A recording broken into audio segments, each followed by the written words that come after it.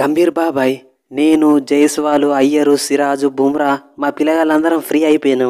Asia cup స్క్వాడ్లో మమ్మల్ని select చేసినామంటే break ఇవ్వడానికి రెడీగా ఉన్నాం. అట్లాగా తమ్ముడు, మీరు ఆల్రెడీ టెస్టులల్లా వన్డేలల్లా ఆడతారు కదా, మనకు T20 టీం ఆల్రెడీ సెట్ అయిపోయి ఉన్నది. అట్లా కాదు గంభీర్ బాబాయ్, మాకు టైం లేదని మేము వదిలేసినాకనే వాళ్ళు వచ్చి సెట్ అయ్యిల్లు. ఇక నువ్వే ఏదో ఒక విధంగా మమ్మల్ని అందరినీ స్క్వాడ్లో అడ్జస్ట్ చేయాలి. అంతేనా? మీరు సరిపోతారా, లేకపోతే ఇంకా సాయి సుదర్శన్, వాషింగ్టన్ సుందర్ని కూడా తీసుకురమ్మంటావా?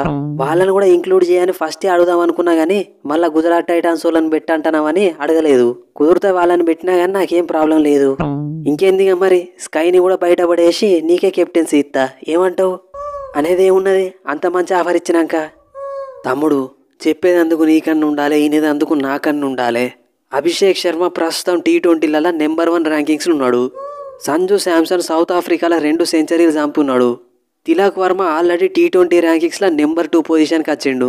ఇక మన స్కై ఆడేదే ఒక T20లు, పైగా కెప్టెను. ఇంతవరకు కెప్టెన్గా ఒక సిరీస్ కూడా ఓడిపోలేదు. ఇంత మంచిగా సెట్ అయిన టీంని ఎట్లా డిస్టర్బ్ చేయంటావే? ఇగో గంభీర్ బాబాయ్, మిగిలిన గురించి అయితే నాకు తెలియదు. నేను IPLలో గుజరాత్ టైటాన్స్ కెప్టెన్ని 650 రన్స్ చంపిన పోయిన సీజన్లో, యావరేజ్ 50. రీసెంట్గా ఇంగ్లాండ్లో 754 రన్స్ చంపిన. ఓపెనర్కి వచ్చి లాస్ట్ దాకా ఆడే కెపాసిటీ ఉన్న ప్లేయర్ని నన్ను మాత్రం స్క్వాడ్లో ఎట్లయినా ఇరికియాలి. ఓకే తమ్ముడు, నేను చూసుకుంటాది. అంటే గిల్లును చూసుకుంటా అంటే మేము చూసుకుంటా కూర్చోవాలా? గంభీర్ బాబాయ్, KKRని వదిలిపెట్టినా అని నా మీద ఇట్లా పగబట్టద్దు.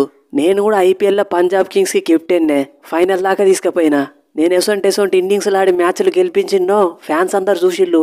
నా కంబ్యాక్ కోసం క్రికెట్ ఫ్యాన్స్ అందరు వెయిట్ చేస్తాళ్ళు. కాబట్టి స్క్వాడ్లో ఛాన్స్ ఇస్తే బ్రేక్ చేయడానికి నేను కూడా రెడీనే. అయ్యారు తమ్ముడు, నేను తీసుకోకపోతే పాలిటిక్స్ అంటారు. సరేది, నిన్ను కూడా ఇరికిత్తా ఎట్నొకట్లా. గంభీర్ అన్న, మీ అందరికీ తెలుసు, వాస్తవం చెప్పాలంటే నేను T20లలో స్పెషలిస్ట్ని. కానీ ఇండియాకు ఒక మంచి టెస్ట్ ఓపెనర్ అవసరం ఉన్నదని నన్ను మంచి టెస్ట్ ప్లేయర్ని మీరే చేసిళ్ళు. వాస్తవానికి నేను T20లలో ఎట్లా ఆడతానో గల్లీలల్లో పిల్లగాళ్ళని అడిగినా చెప్తారు. శాంసన్ ప్లేస్లో ఆడిస్తావో, అభిషేక్ శర్మ ప్లేస్లో ఆడిస్తావో నాకు అనవసరం. నేను మాత్రం మళ్ళీ T20లలోకి రావాల్సిందే. అది కాదు జైస్వాల్ బ్రో, మీరు టెస్ట్లలో ఆడతా అంటే మేము టెస్ట్లలోకి వస్తామని ఎప్పుడన్నా అన్నావా? ఏదో దేవుడిచ్చిందే చాలని నేను శాంసన్ పై మంచిగా T20లలో ఆడుకుంటాను. ఇక్కడికి కూడా మీరే వచ్చి అన్ని ఫార్మాట్లలో మీరే ఆడితే మేమేం చేయాలి? IPL ఆడుకోవాలా? ఎస్, మా అభిషేక్ తమ్ముడు చెప్పింది 100% కరెక్టు. టెస్ట్ ప్లేయర్లు టెస్టులలోనే ఆడుకోవాలి. మా T20లలోకి వచ్చి కబ్జా చేస్తామంటే చూసుకుంటా కూర్చోం. అసలు ఇది అంతా కాదు. స్కై, నువ్వు కెప్టెన్వేనా అసలు? ఏంది శాంసన్ బ్రో అంత మాట అన్నావు? మరి లేకపోతే నేను అభిషేక్ ఇష్టం ఉన్నట్టు 6లు 4లు కొట్టి మ్యాచ్లు సిరీస్లు గెలిపిస్తే మమ్మల్ని బ్యాక్ చేయాల్సింది పోయి సైలెంట్గా ఉంటానవేంది? కరెక్ట్ గంభీర్ బాబాయ్, ప్రస్తుతం ఆడుతున్న ప్లేయర్లు మంచిగా ఆడుతున్నంత వారికి కొత్త ప్లేయర్లను పట్టుకొచ్చుడు కరెక్ట్ కాదు. కొత్త ప్లేయర్లు ఎవరు స్కై అన్న? మేమే పాత ప్లేయర్లు, మీరే కొత్త ప్లేయర్లు. మేము ఎంట్రీ ఇచ్చి మధ్యలో టెస్ట్ క్రికెట్ వల్ల బిజీ అయినాం కాబట్టి మీరు T20లలోకి వచ్చిళ్ళు. మళ్ళీ మేము ఎంట్రీ ఇచ్చినప్పుడు మీరు సైడ్కి జరగాల్సిన బాధ్యత మీది, అవునా కాదా? అరే తమ్ముళ్ళు, అందరు మనోళ్ళేవే, ఎందుకు కొట్టుకుంటాళ్ళు? మీరు ఏమన్నా చేసుకోలే భయ్యా. ఇంగ్లాండ్లో లాస్ట్ మ్యాచ్ గెలిపించి సిరీస్ డ్రా అయ్యేటట్టు చేసిందే నేను. అందుకోసమైనా నన్ను ఏషియా కప్ స్క్వాడ్లో సెలెక్ట్ చేయాలి. వచ్చిన అమ్మీ అబ్బాయి ఇంకా అత్తలేవేందనుకుంటానా? రాకుంటే సపడేగానే ఉండాలనా?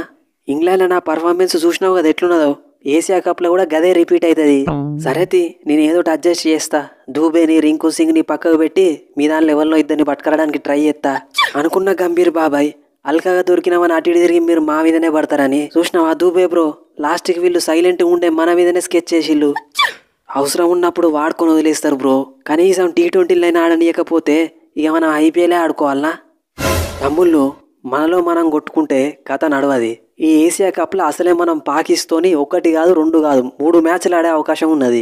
శ్రీలంక కూడా గట్టిగానే ఉన్నది.